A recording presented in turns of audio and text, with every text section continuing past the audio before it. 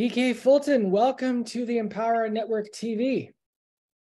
Hey, Amos, thank you so much. It's great to have you here. When Yetta told me, she's like, hey, just so you know, you're interviewing my friend BK tomorrow. I think she told me yesterday, and she gave me a bit of information about you. And then she told me about your desire, the impact you want to make, and the legacy you want to leave for future generations, and how you want to do it through love. I was like, okay, this is going to be fun. So welcome here. Thrilled you're here. And let's dive into this. Let's start with, the catchphrase we said here is love is a secret ingredient. So what does that mean to you, BK? Please. What it means to me is that when each of us brings the best version of ourselves, it resolves in love. And love is the only thing that conquers hate. Hate is typically fueled by fear. And so when we fear people, we create barriers. We create policies that control women or attempt to control them. We create policies that disenfranchise people. We create policies that erase people's narratives. We create policies that increase access to weapons. But when there's love and understanding, then we create policies that accelerate access to the best parts of humanity, accelerates the cures for cancer and Alzheimer's and things that hurt our fellow brothers and sisters. And so I am very clear that love is the sort of thing we need to drive towards. I tell people often that our greatest achievements are on the other side of fear. And I pray that they love themselves enough to give their dreams a chance. Oh, I like that. Love themselves enough to give their dreams a chance. Mic drop. Mic drop. All right. So now, BK, you're walking this out because you guys are on your way back from mentoring a young group of lawyers. Right. Oh, is that just part of another extension of what you do, or what is that about? Please. Absolutely. So we took an aspiring lawyer, one that's in the process and one that's studying for the bar, and took them to dinner. It's important for them to have access to people who've been through it. I tell people if young people don't learn, it's because we didn't teach. A lot of times people will want to blame the young people for failings in society. They didn't work hard enough. They didn't do everything they were supposed to do. And while sometimes that may be true, what I tell seasoned adults is, well, did you inspire them? Did you help them to appreciate why they should read all those books that you put in front of them? Did you help them to figure out how to form questions? How to appropriately, respectfully challenge authority. In today's world with the internet and social media and things like that, it's really easy to find your tribe. And unfortunately, if that tribe is crazy and you bought into it, you might be crazy too. And what I believe is by mentoring young folk and helping them to figure out how to process the various things that they experience, then I'm doing my part to siege a more healthy generation. Because at some point, I retire. At some point, you retire. And we want to hand the baton to the next generation of people who must lead. Wow. BK, you're well-spoken. Where did you get this heart to carry this message? Where was this formed? Wow. Well, I've got a lovely life partner, my wife, and she's my muse. Her name's Jackie Stone. She was the first African-American female partner in a major law firm in Virginia. Her dad was the first African-American judge in Virginia. He created the first integrated law firm in Virginia. I happen to have been the first African-American president of the phone company. I used to run a little phone company called Verizon, and both my parents were educators. I grew up with a family history of educators, preachers, military people, and so giving back and being a part of the community is second nature to me, and my wife as well. We're both helpers, and so we come by it honestly, but also this idea of do unto others as you would have them to do unto you. And I can remember as I was a young student in engineering, and I wish someone had told me some of the things that I really work hard to share with young people. I wish I'd have got that earlier. I mean, I learned the stuff later, but the guy in front of you didn't always have the level of confidence that I have now. I didn't know that I could achieve the things that I had ended up achieving, and you grow into that. And so what I'm trying to do, because I do believe in people, is if I can get them on an accelerated track where they believe in themselves sooner, they are aware of how the world works and the interdependency we have on each other, and get all that stuff to happen sooner, then that's what will give me hope for a better tomorrow. Don't need to add anything to that.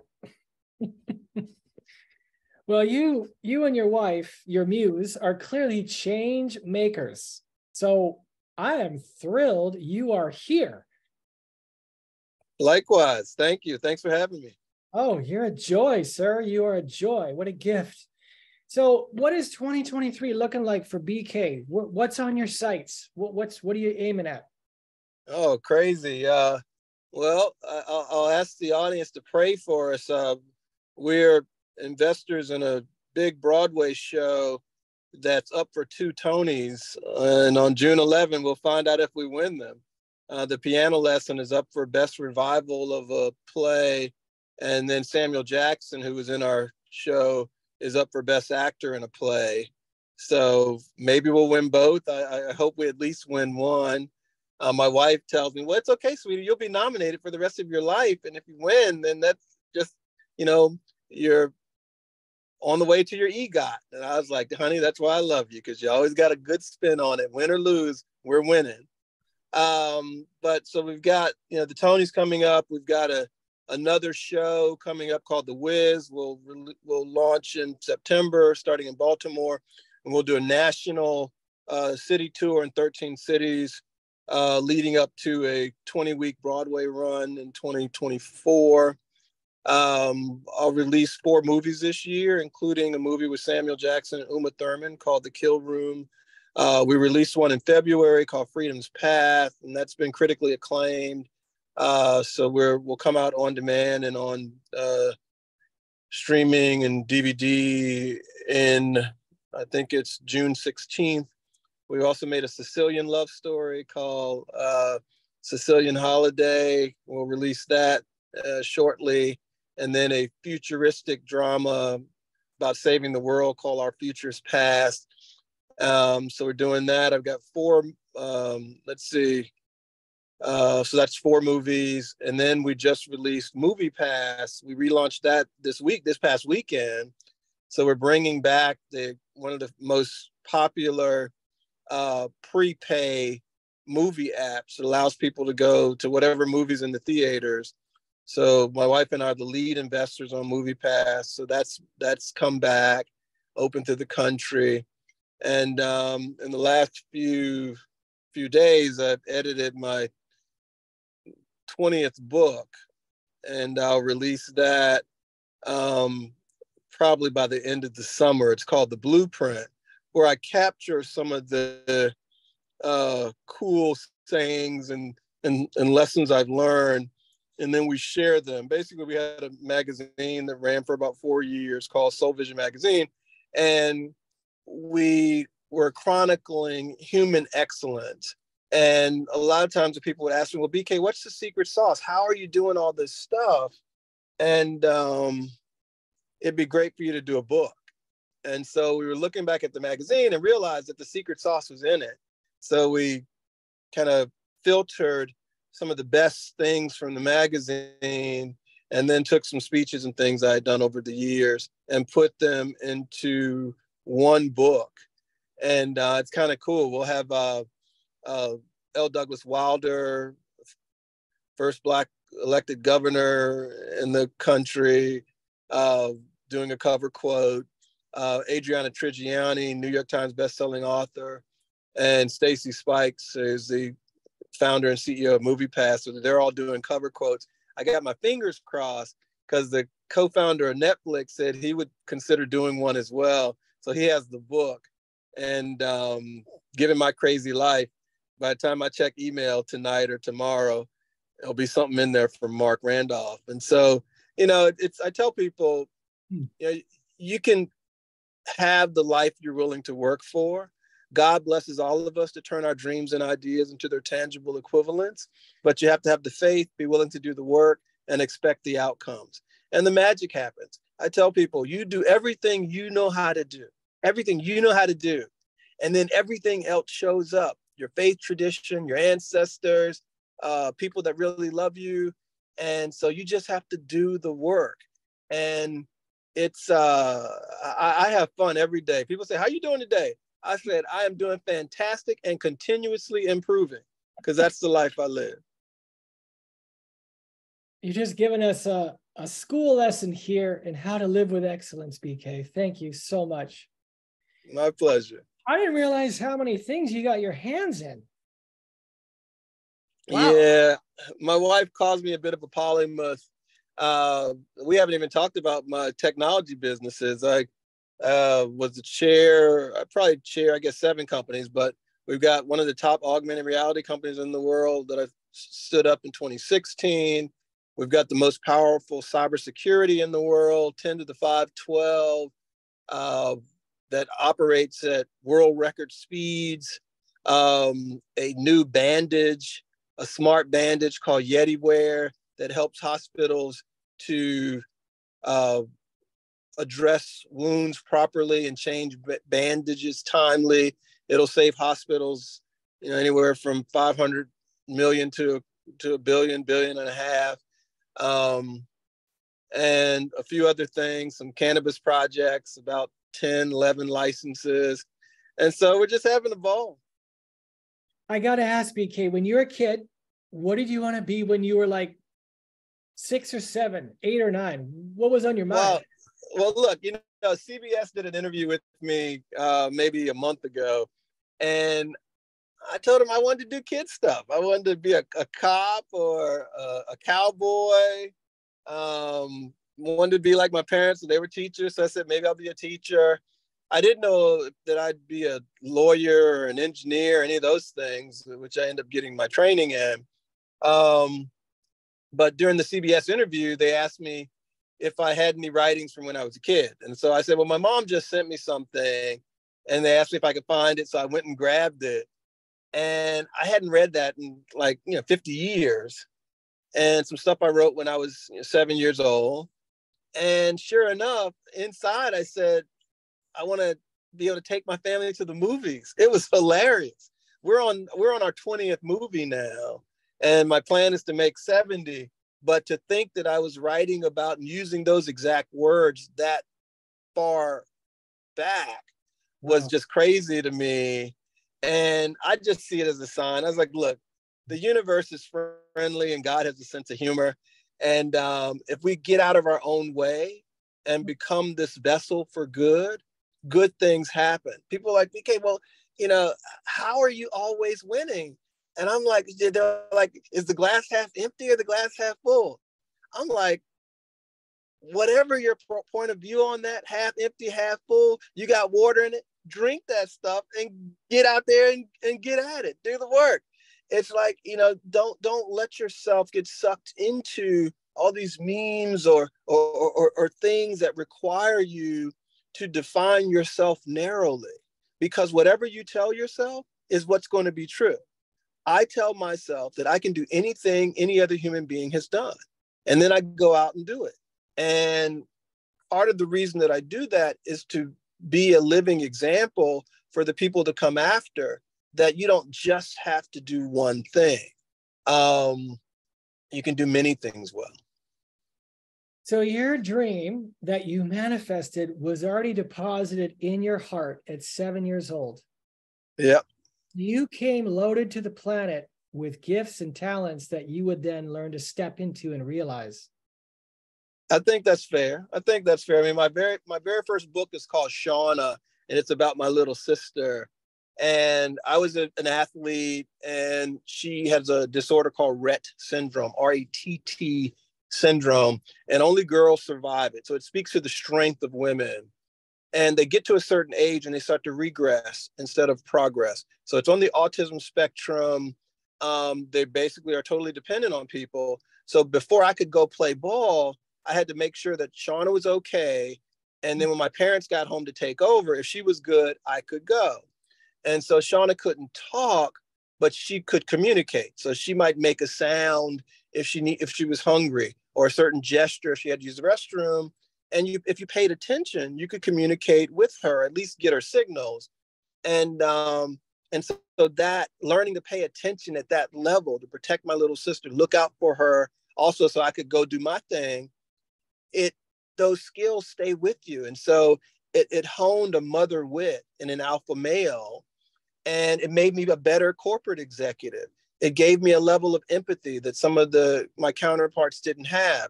It also gave me insights that some of my colleagues didn't have. And so I understood our customers. I understood what motivated my team. I understood what motivated people, and had a swimming time of it while I was doing corporate. And then when I retired per plan around my 50th birthday, I decided that, the world wasn't done with me yet. And I spent my first 50 years doing what I was trained to do. And now I get to spend the rest of my life doing what God made me to do. And that's to tell these stories and inspire people and empower people to be the best version of themselves. Thank you, BK. Thank you for this. Thank you. I'd like to sit in a classroom you teach. Let's figure it out. We're actually building a school called MediaU, which will be the first online film school with university credits and transcripts. And we realized that the set of film schools that are out there are really hard to get into. Only about 3% of people that apply get in, and they're very expensive. And so, but when you're on a movie set, we don't say, well, where'd you go to school? We say, what can you do? And as long as you can do the skill, that's what matters. And we realized that we could teach people the skills at a much better value proposition than they were currently experiencing. Kids are going out and getting, $150,000, $200,000 in loans and debt. And then 2 to 3 years after college, after film school, they were making an average salary of $60,000, which is not what they expected. And most of them not in Hollywood. In fact, 80% of the jobs are not in Hollywood. It's companies doing media, it's doing commercials, it's all advertising, all this stuff, but people don't know. And so the appeal of Tinseltown, the appeal of Broadway, the appeal of being on the big screen is what's driving people to take on these enormous amounts of debt for almost zero likelihood that they'll end up in the industry they're hoping to get in. Wow. And you're helping bring a real world solution to these people. Absolutely. Absolutely. They're very cost effective. Beautiful. Well, is there anything else you'd like to leave us with? Like you've delivered 22 minutes of power. Well, I think at the end of the day, those basic things that our family tried to teach us, hopefully, treat people like you want to be treated, be respectful to others, get out of what's just purely familiar and do something you love with someone you don't usually do it with. I was part of creating an industry that has led to the proliferation of devices that pretty much all of us have. Most of us, in fact, may have more than more than one phone, or we at least have a phone and a computer, or a phone and a laptop. So we have all these devices, but next time you're at a restaurant or you're visiting with people, friends, watch how many people are on their phones and not engaged with the people around them. So it's as if we're alone together. And I hope to create that industry, but I think some of the meanness we see in politics, some of the lack of consideration we see for your fellow human, your neighbor or your roommate, is because we're not relating, spending time without the devices. And so you're not getting to know the people. So they're the other. And so if you don't really know that person, it can be pretty easy for you to develop the policy or the plan that kicks them to the curb.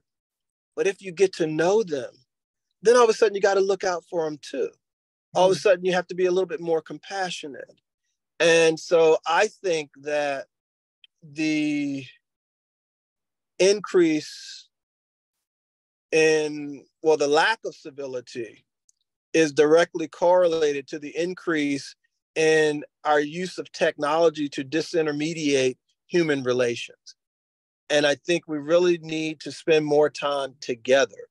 If this is not us in the same space, but I'm not on any kind of device that's competing with my focus on you and this forum and the audience.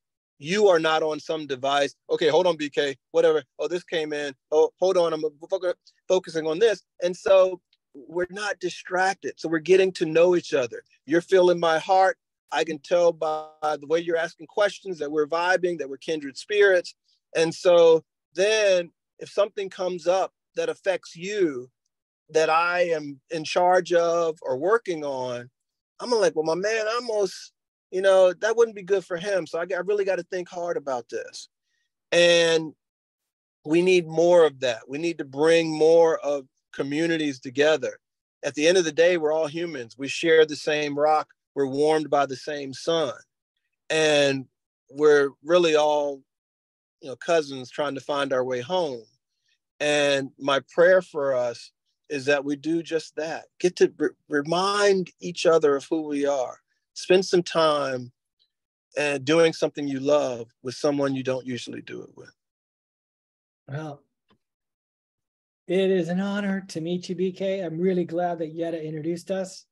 I'm going to be in your neck of the woods, probably in August. Would love to, if you're around, would love to meet you. And let's do it. I'm doing a road trip across the States. I'm in Canada, Vancouver, but I'm going across and would love to connect with you. So if it works out, would love to buy you a coffee or something. All right. I'm looking forward to it. Let's make it so. Okay. Well, if you've been watching the Empower Network TV, you've been listening to BK Fulton deliver us about 27 minutes of pure gold. Please check this out. And BK, I'm going to tag you in this and make sure that everyone gets a chance to see this, sir. Thank you for everything you're doing. Thank you for your heart, your purpose. Thank you for living as an example of what it's like to believe that you're worthy of the calling on your life and to strive after and stretch for the dreams you have in your heart. I love it. Thank you, brother. I appreciate it. You too. Okay. We'll chat soon. All right. Thanks. Chat soon. You got it. Take care now.